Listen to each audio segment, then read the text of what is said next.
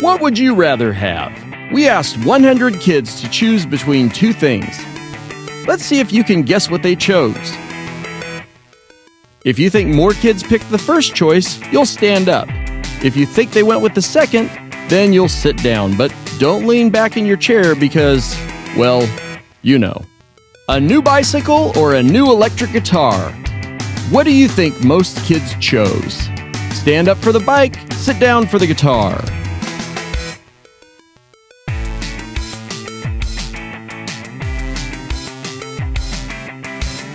"61% of kids said they would rather rock out."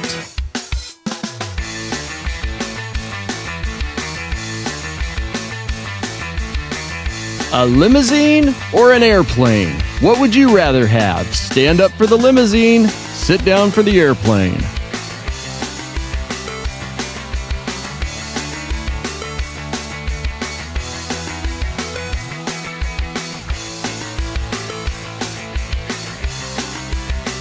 "68% of kids said they would rather have the airplane."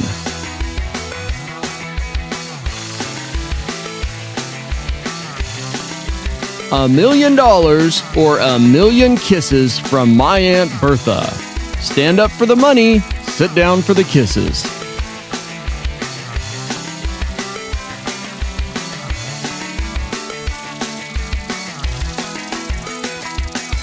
"99% of kids said they'd rather take the cash."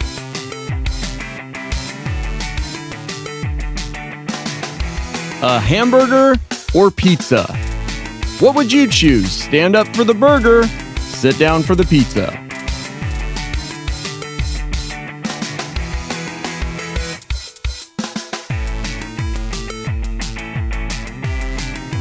"52% of kids said they'd rather have pizza."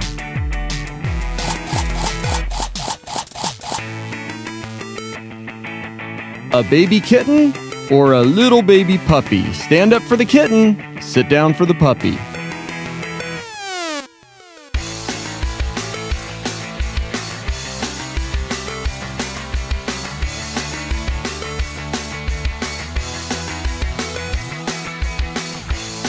"60% of kids said they'd much rather have a puppy."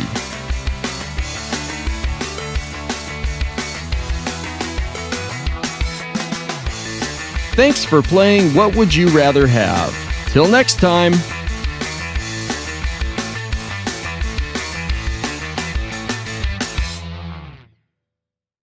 Good morning, Genesis kids. I'm Kaden Grandstaff, and thank you so much for tuning in and allowing us to be with you wherever you are today.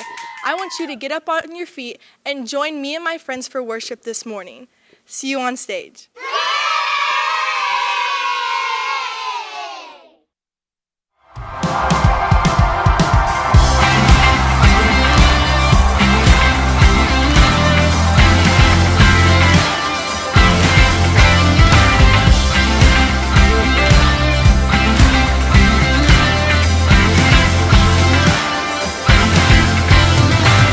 For every grief we face, there is a matching grace.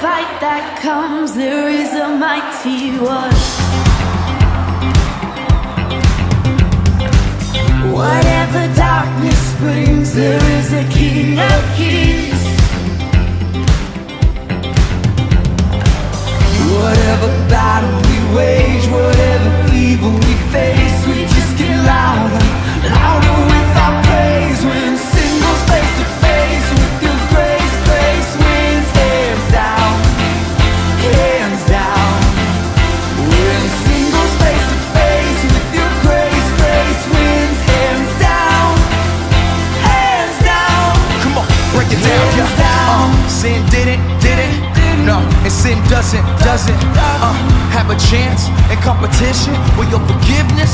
No, no sin did it. Yo, and no it doesn't. Come on, hey, stand a chance against your grace. Go, ding ding, the bell rings. Life swings, no matter what this life brings, man, I'll sing. 'Cause you are the reigning one, the champion. The sins of this life that come, you overcome. We stick to our creed when things get rocky. When you on our side, no nothing can stop me. You won every round. It's about to get loud. Grace wins, hands down. Face to face with your grace, grace wins, hands down, hands down. When sin goes face to face with your grace, grace wins, hands down, hands down. When sin goes face to face with your grace, grace wins, hands down, hands down. When sin goes face to face with your grace, grace wins, hands down, hands down, hands down.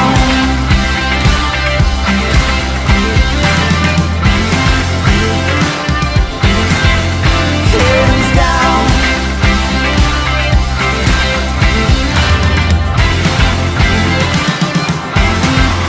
Hands down.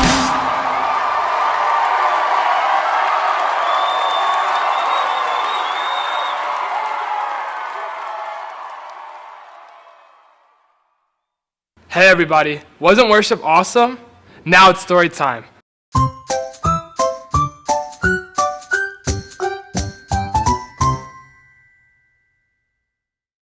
The Bible.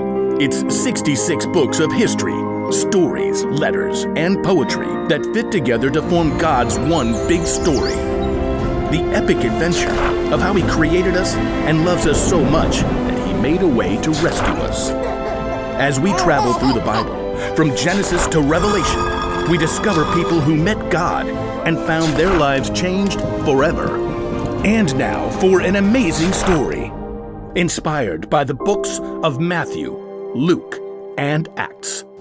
When Jesus returned to life, roller coasters hadn't been invented yet. But as far as his friends were concerned, they might as well have been living on one wild coaster ride. Peter and Matthew might have gone over the whole story one more time as they walked the dusty roads from Galilee back towards Jerusalem. Remember how it started? Jesus does all these miracles, thousands of people gather to listen to him. And we hear God's voice saying, "This is my son, and I love him." But then he gets all those threats from the religious leaders. And he ignores them all and raises Lazarus to life. That lousy Judas betrays him, The religious leaders arrest him, and I run away like a fool. and Jesus is killed. But he comes back to life. And now we get to hang out with him. I think he's got big plans. Did you hear how he told me at the lake to take care of his followers? And what he said to us all on the mountain in Galilee. About making new disciples? Yeah.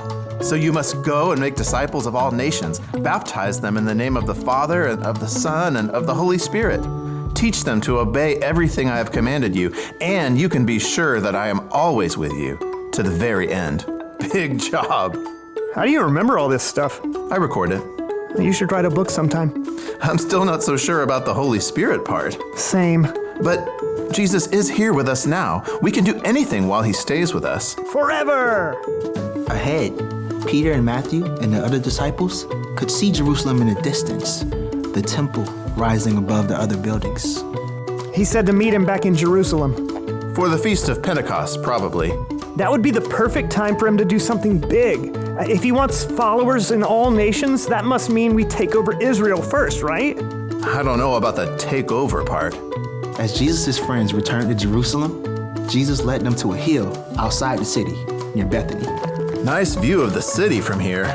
I bet he's finally gonna give us all the big plan now. He already did. Make disciples of all nations. Yeah, but how? Is he gonna gather 50,000 people at Pentecost? Or maybe he'll take us all with him on an epic road trip? He probably wouldn't have brought us all up here if he didn't have something big to say. Sure enough, as they ate a meal on the side of the hill, Jesus told them, "Do not leave Jerusalem. Wait for the gift my Father promised. In a few days, you will be baptized with the Holy Spirit." There's the Holy Spirit thing again. Peter couldn't take it anymore. He had to ask, Lord, are you gonna give the kingdom back to Israel now? Everyone stopped talking, then looked to Peter, then to Jesus, who shook his head. You should not be concerned about times or dates. The Father has set them by his own authority. But you will receive power when the Holy Spirit comes on you. Then you will tell people about me in Jerusalem and in all Judea and Samaria. And you will even tell other people about me from one end of the earth to the other. The disciples exchanged glances. Okay, you did say the all nations part already, but where will you be? And please, can you explain how the Holy Spirit's going to help us? As Jesus smiled at his friends, he lifted his hands and spoke a blessing over them. He's not answering the question. As Jesus was speaking, something incredible happened. Slowly, he began to rise into the air. He's standing in the air. How is he standing in the air? Jesus' friends stared, mouths open. Soon, a cloud hid him from view, but they continued to gape. Men of Galilee. The disciples blinked and finally looked down to discover two tall men dressed in white standing right beside them. Why do you stand here looking at the sky? Jesus has been taken away from you into heaven. But he will come back in the same way you saw him go. Come back? Come back when? But the men in white were gone. He did say, don't be concerned about times or dates. But he just gave us the biggest job ever. Tell everyone in the whole world about him? There's gotta be a plan. The Holy Spirit. I think the Holy Spirit is the plan. But we don't know what the Holy Spirit is. Jesus said to wait in Jerusalem. So, wait. That's the plan? That's the plan for now. Jesus gave his followers what seemed to be an impossible job: share the story of Jesus and his love for every nation across the entire world. But soon, he gave them everything they needed to not only start the job, but keep going.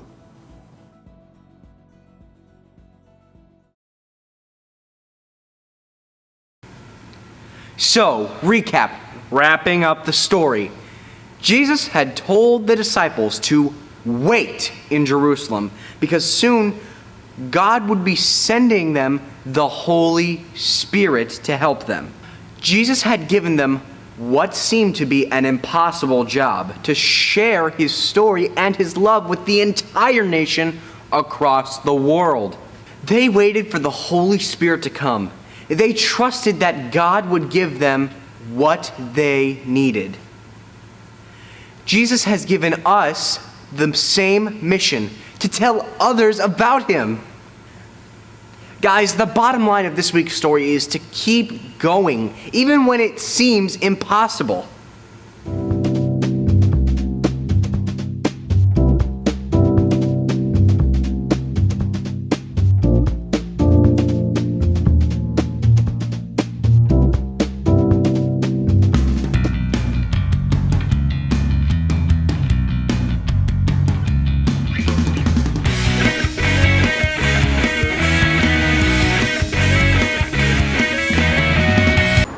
Hey guys, my name is Carson, and I want to thank you for hanging out with us today. Join us again next week.